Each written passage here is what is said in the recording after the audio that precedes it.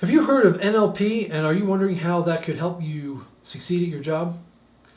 Well, NLP is Neurolinguistic Programming. And if you need to influence either your colleagues, your boss, your leadership, or perhaps your direct reports, there are some techniques here that have been known for a few decades, maybe more, that I think can really help your effectiveness.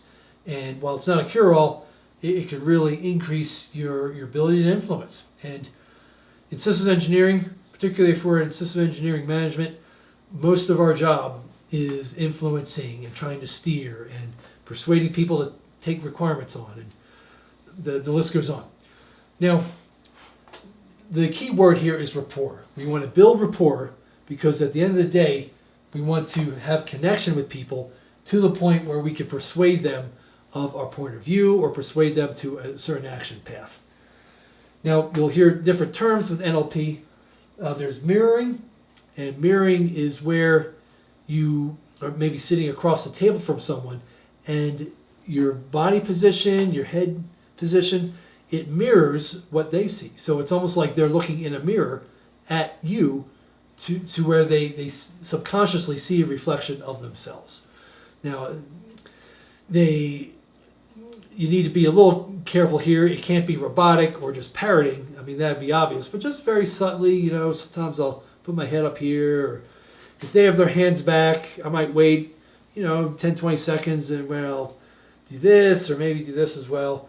Just subtle, just to communicate a visual really of a match. And that can help build this rapport. And I think you'll find, even if you disagree on a topic, you'll have this synergy which will then help you to persuade and then influence. Matching is very similar, except that maybe we're not right across from each other, but we match our gestures. Right, so these two are very similar. Other items would be if you want to pace someone.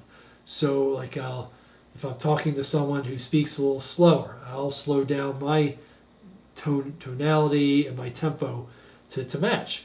And I'll still, for instance, say the same things, but if they're a little more laid back, the last thing I'm going to do is talk really fast and try and get my argument across and then do that. So matching the tempo, the intonation, very subtly is part of neurolinguistic programming.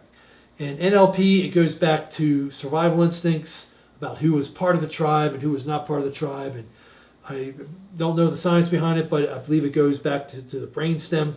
So it runs very deep.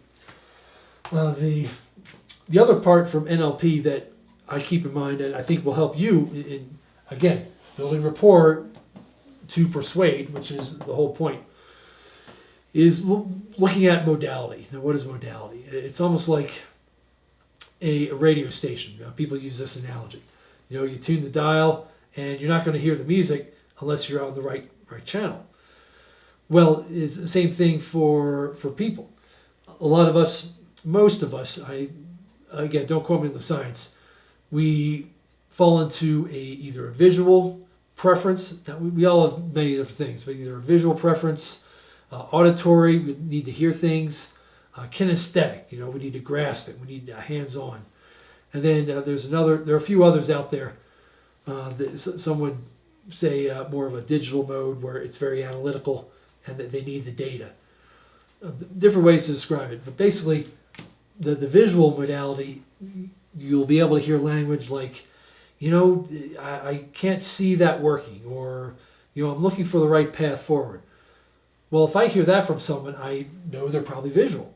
So then I'll return with visual language, like, okay, I can see you're concerned. Let's search together for a solution that works for both of us. All right, those are visual terms. Auditory might sound like, hey, I hear you, and I know you don't like the sound of this, but I've got my ear to the ground, and I can hear some rumbling that, for management, that we need to consider a different path. Same type of message, but just different vocabulary to resonate with the person's natural modality.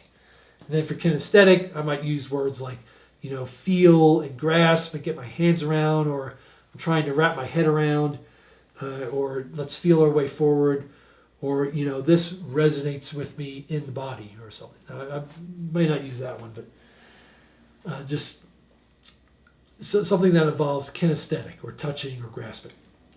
If you can match that combined with building rapport, boy, even if you disagree, you're just going to be have a huge head start in just persuading and influencing. So, the tremendously brief introduction to neurolinguistic programming. Google that with rapport. We're trying to persuade by getting a connection.